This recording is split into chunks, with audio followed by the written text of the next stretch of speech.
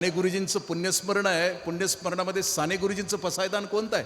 कुणाना व्यर्थ शिनवावे, कुणाना व्यर्थ हिनवावे.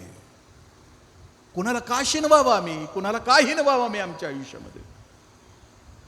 आज ती माऊली अशी रस्त्यावरून जरी निघाली तरी नजरा पायावर जातात.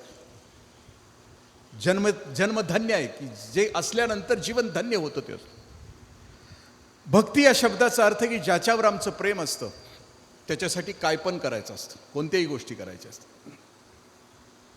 माझ्या आयुष्यातलं उदाहरण देतो ना, आईच्या बाबतीत.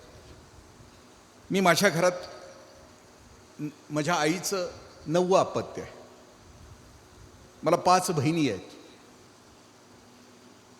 आता दुर्गाताई घरात आल्या होत्या त्यावेळेला असं झालं की आम्ही 7 साडू आहेत म्हटल्यानंतर दुर्गाताई म्हणजे हां असंच असलं पाहिजे, भरलेलं नातं असलं पाहिजे. 7-8 जण. आता हम दो हमारे एक बजाज. म्हणजे आता पुढच्या पिढीतल्या पोरांना ना मावशी, ना आत्या, ना काकी, एकटंच. आम्हाला कशा 5-5 बहिणी, एक ताई, एक माई, एक अक्का, एक जिजा, एक आईजवळ चुगली करणारी, एक पदराखाली लपवणारी. अरे स्वर्ग स्वर्ग म्हणजे वेगळं काय असतं? हीच नाती जीवापाड एकमेकावर प्रेम करणारी घरात असणं म्हणजेच स्वर्ग आहे ना. वेगळं काय असतं?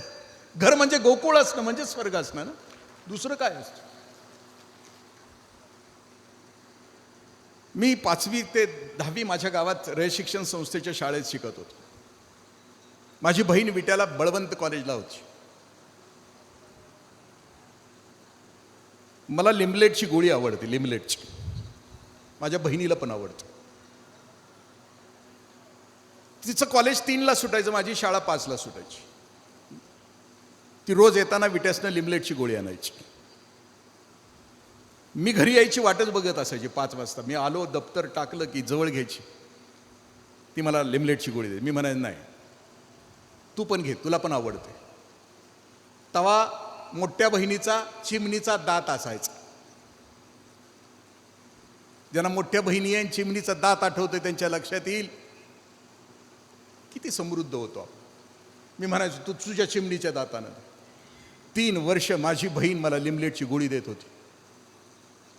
आवडता पदार्थ नुसतं नाव जरी काढलं तर जिभेवर टचकन पाणी आणतो.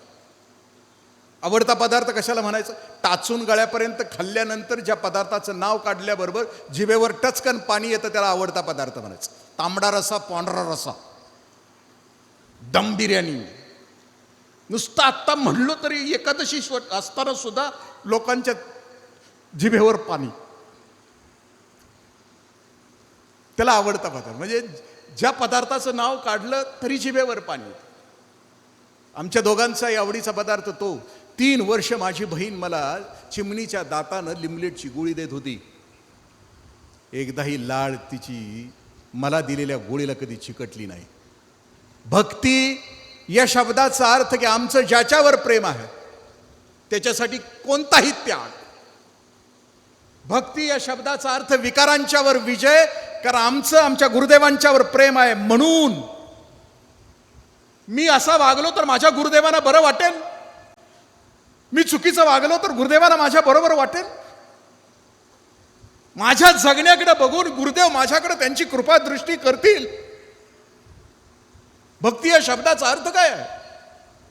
माझे गुरुदेव सांगायचे की भक्ती करायची असेल, तुला देवाची भक्ती करायची असेल तर तुला काय करावं लागेल? माझे गुरुदेव म्हणायचे की समजा मासा पकडायला एखादा गेला तर त्या गळाला माशाला आवडते ते तू लावशील का तुला आवडते ते तुला लावशील?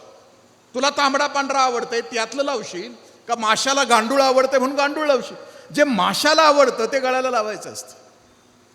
मी माझ्या गुरुदेवांचा आवडता होण्यासाठी गुरुदेवांना जे आवडतं ते मी त्यांच्या गळाला लावलं पाहिजे. आणि गुरुदेवांना आवडतं फक्त प्रेम आणि सात्विकता आणि निर्दोष जगणं. दुसरं काय आहे त्याचं? त्या भक्ती याचा अर्थ मी म्हटलं की प्रेम जो विभक्त नाही तो भक्त असं म्हटलं. आणि द लास्ट मातृपितृ पूजनाचा कार्यक्रम आहे. याच्यानंतर मी आपल्याशी आज सकाळी आमची चर्चा होत होती की जो भवताल आहे या सप्ताहाची आवश्यकता का आहे? हीच आहे की माणसाच्या जगण्याची उंची वाढणं.